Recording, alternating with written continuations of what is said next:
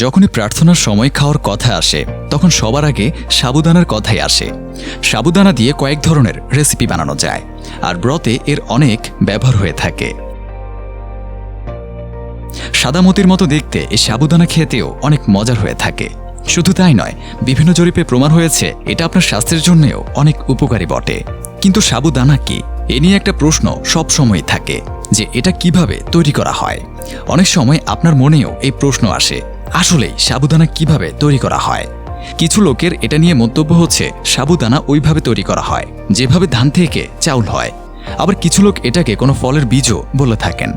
যাই হোক, আজ আমি আপনাদের সকলের সন্দেহ দূর করে দেব আর বলবো আসলে এটা কিভাবে বানানো হয়, এবং এটাও বলবো কিছু লোক আসলে প্রার্থনার সময় কেন এটাকে খাওয়া উচিত মনে করেন। তো চলুন জানা যাক প্রার্থনায় খাওয়ার সময় সবচেয়ে জনপ্রিয় আইটেম সম্পর্কে। বন্ধুরা, সাবুদানা বা কাসাবা কান্ডওয়ালা রুট থেকে তৈরি করা হয়ে থাকে। কাসাবা শাকার কান্দি প্রজাতির হয়ে থাকে।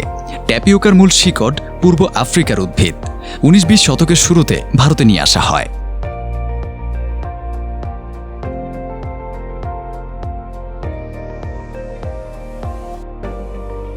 তো সর্বপ্রথম সাবুদানা তৈরি করার জন্য ট্যাপিওকা গাছ থেকে এটা শিকড়কে হারভেস্ট করে আলাদা করা হয়, আর এটা শিকড়কে কাসাভা রুট বলা হয়ে থাকে।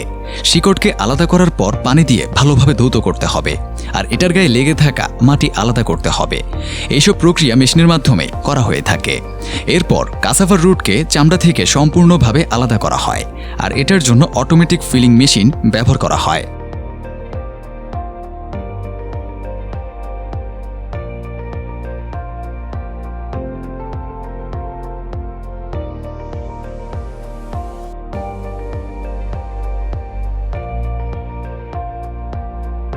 সব চামড়া ছাড়ানোর পর আবার একবার ভালোভাবে ধৌত করা হয়, যার কারণে এটার মধ্যে সকল ময়লা পরিষ্কার হয়ে যায়। তারপর চামড়াযুক্ত এই জড়গুলোকে ক্রসিং মেশিনে ভালোভাবে পেশানো হয়, এবং পেশানোর সময় পানিও দেয়া হয়ে থাকে।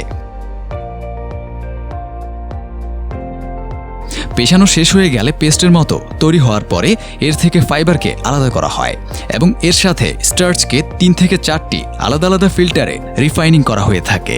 এই প্রসেস সম্পন্ন হওয়ার পর যে বাড়তি পানি থাকে সেগুলো বাইরে বের করে দেয়া হয়, আর যে ফাইবার থাকে এটাকে পাল্প মেশিন দ্বারা বের করা হয়ে থাকে। এবং এই গুঁড়োগুলোকে সূর্যের আলোতে বা মেকানিক্যাল ড্রায়ারে ততক্ষণ শুকানো হয় যতক্ষণ ময়েশ্চারাইজারের মাত্রা 12% না হয়, আর শুকানোর পর বড় পাথরের মতো দেখায়। তারপর এগুলো আবার মেশিনের মধ্যে পেশানো হয়,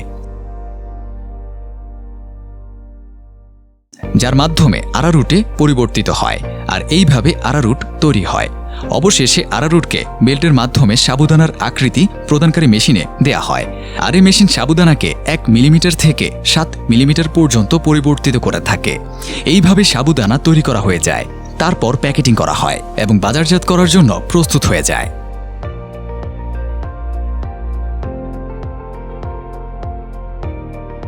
বন্ধুরা, সাবুদানার মধ্যে কার্বোহাইড্রেট অনেক বেশি পরিমাণে পাওয়া যায়, এবং ক্যালসিয়াম ও ভিটামিন সি সামান্য পরিমাণে পাওয়া যায়, যার কারণে প্রার্থনার সময় একটু এনার্জি পাওয়া যায়। এর কারণে সাবুদানাকে প্রার্থনার সময় খাবার চাহিদা অনেক বেড়েছে।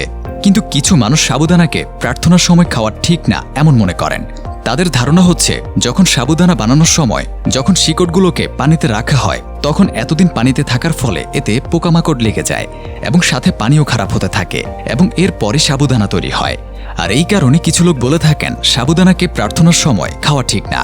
আপনার কি মতামত কমেন্টে অবশ্যই বলবেন, এবং ভিডিওটি ভালো লাগলে লাইক করে যাবেন। আর এরকম ভালো ভালো ভিডিও পেতে আমাদের চ্যানেল সাবস্ক্রাইব করে বেল আইকন অন করে দিবেন। ধন্যবাদ।